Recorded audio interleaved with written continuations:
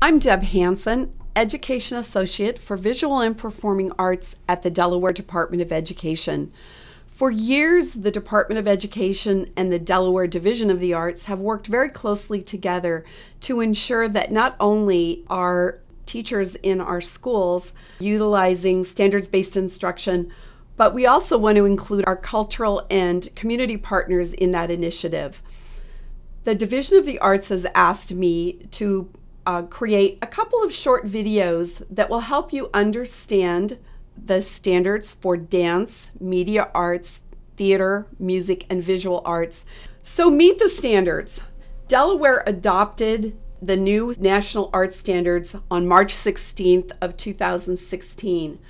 This was very exciting for us because this was the second set of standards that had been adopted by the state. The first iteration of the standard had 9 standards in music, some of you might remember, 6 standards in visual arts, 7 in theater, and 8 in dance. This new set of standards that the state adopted has standards in music, theater, dance, visual art, but added the content area of media arts. Therefore, there are now 5 sets of standards. They are organized under 4 large umbrellas: create, perform, respond, and connect, and we'll dig into that a little bit more. Delaware teachers are currently in the process of ensuring that their local curricula in their district or charter school are aligned to these state standards. This is the actual regulation, pretty text dense, but it gives you vital information on why a standards-based instruction in classrooms is so important. In the school year 17-18, we began this process of curriculum alignment. If you know a visual art teacher, they were very busy last year writing units of instruction. Music and the performing arts, theater, dance, and media are busy creating new units of instruction aligned to these standards, and they will be due to the department at the end of this school year. This is the basis for all of this curricular work, and I would direct you and invite you to go into the Arts Standards website specific to Delaware.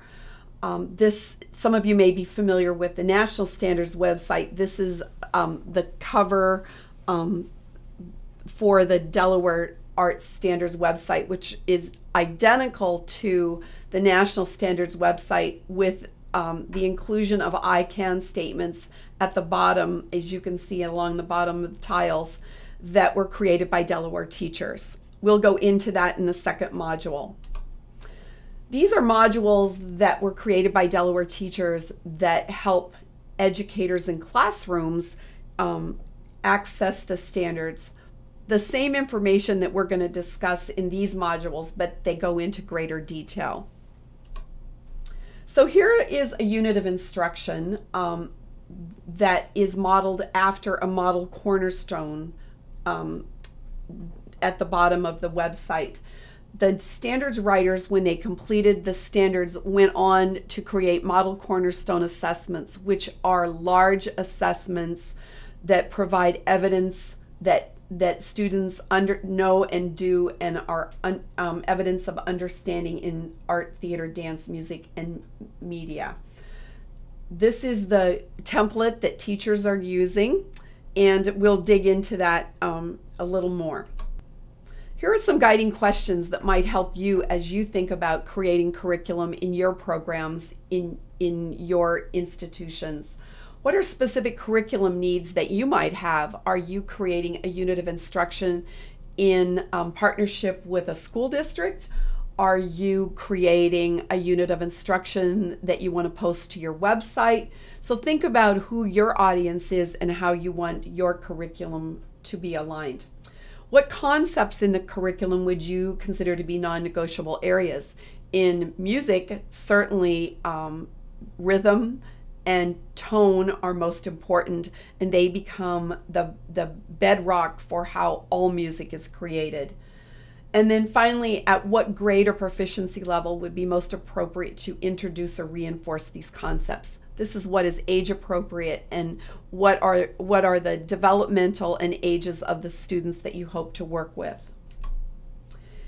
The model cornerstone assessments on the website are organized in clusters. These are the existing curricular resources that are available. These are the visual art model cornerstone assessments. Here are the links to assessments in dance, media, arts, and theater. And finally, here are the assessments in music. As you can see, the standards writers were very prolific and felt it was important to provide these resources to educators in schools and beyond so that they could have the ability to use these standards effectively. So let's go in and look at the model cornerstone assessment for visual art at grade 5. This one is called Investigating Places of Personal Significance. I added work by Ansel Adams just for interest, but as you can see, investigating places of personal significance could be an interior, it could be a very special place, it could be a monument. And what genre might this be? As we know, it could be a landscape or interior because it's a place of personal significance. This is what the model cornerstone assessment looks like on the website. Again, I would encourage you to go in and look at these. There's a plethora of information that were created by the standards writers. This is the 5th grade unit, and as you can see from the description of the assessment, students will work collaboratively to observe, analyze, interpret. This is interesting because I think most visual arts educators would automatically focus and dive into the artistic process of create first. But this particular model cornerstone assessment encourages you to think with your students about responding before they begin to create. This makes the instruction richer. So as you can see then after the respond, then there is the process of create. Students then will engage in writing an artistic statement, which talks about the process of creating their work. And finally, students are engaged in the process of thinking about how they will share their work and their artistic statements with an audience in their school, in a partnership institution where you may be involved, but this completes the instruction, the description of the instruction. So back to that first idea of responding. So students are observing a diverse selection of teacher-provided artworks. We are not going to mandate what artworks those happen to be. You may choose, or a teacher may choose, the artworks, the masterworks of art that are being examined. After that, students contrast and compare the artworks in terms of the content, their stylistic characteristics, and the technique. This is really analyzing, which is a really high cognitive level of investigation. Finally, students discuss, and that might be done together with one person as a shoulder partner, or it can be done as a classroom. And then finally, students share their interpretations with the group and compare their interpretations with their classmates. And then finally, students speculate about the various ways of life suggested in the artworks. So this is really an investigation under responding to masterworks of art.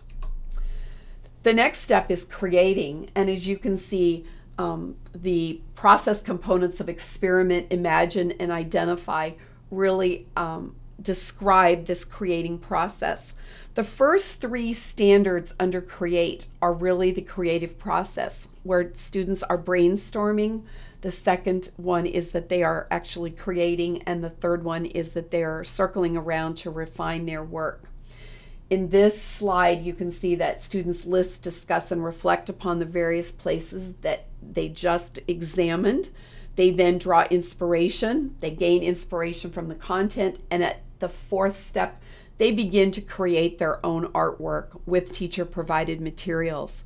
As you know, in schools, those teacher-provided materials could be a very diverse group of media. In some schools, they may have concentrations in 3-dimensional. In other schools, it's a focus on 2-dimensional. We're not mandating what teacher-provided materials have to be there. We hope that there is a variety of 2- and 3-dimensional work or 2- and 3-dimensional experiences that are provided in the school. The fifth step then is that students write an artistic statement to be displayed with their completed artwork. Finally, the next step is connecting. So students will reflect upon, and this is where art vocabulary comes into play.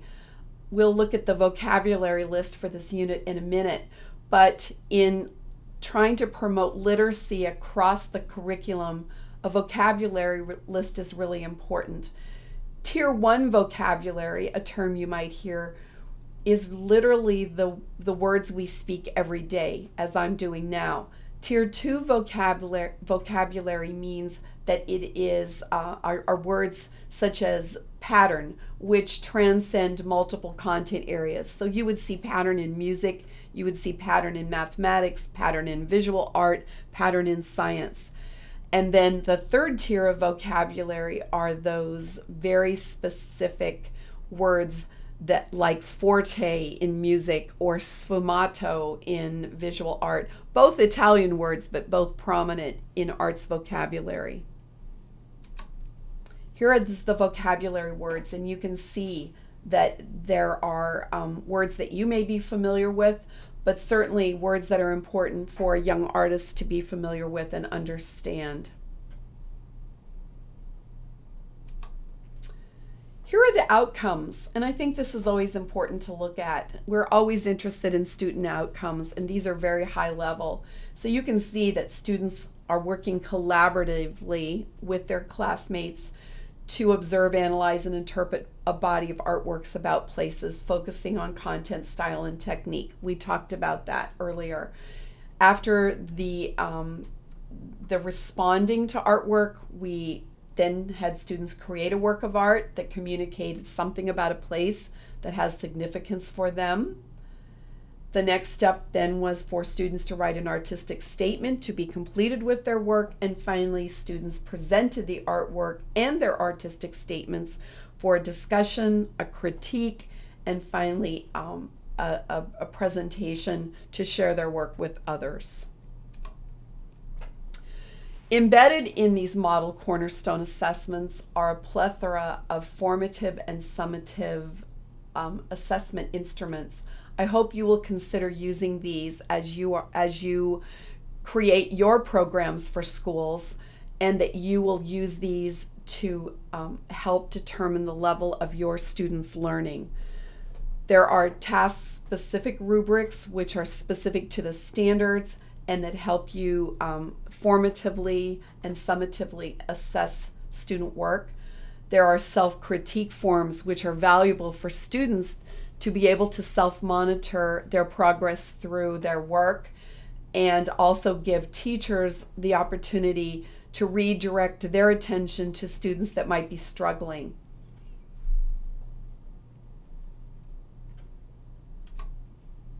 So here are some more guiding questions that you might be having. So in what ways can you use the model cornerstone assessments to create units of instruction?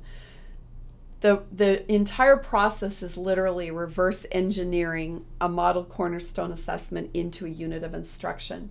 What other instructional resources might you include in the model unit of instruction that you are writing as part of your application for funding through the Division of the Arts? We look to our cultural and our cultural partnerships as adding depth and breadth to a classroom experience. And remember that your interaction with schools is as important for teachers as it is for the students. Being able to interact with you as a content expert helps teachers understand and deepen their learning in an arts discipline as well. And finally, in what ways can you completely flesh out the blocks of instruction? And again, I encourage teachers to reach out to our cultural and community partners to help them do this. So your level of understanding in these standards are critical to your partnership and your level of success in your program with our Delaware Public Schools. Finally, does your discipline or grade level or proficiency level articulate with colleagues teaching? This has to do with what is being taught in an elementary school and how does that articulate into a middle school and finally to a high school. This may not be something that you are actively engaged in, but it's certainly something to keep in mind. The second bullet is all about your participation with schools as cultural partners. Again, back to my point about deeper and richer learning experiences. And then what resources can you offer to support our Delaware Public Schools to make this happen? And I know our teachers are always eager to find those partners and work with them to enrich the experience for their students in our classrooms.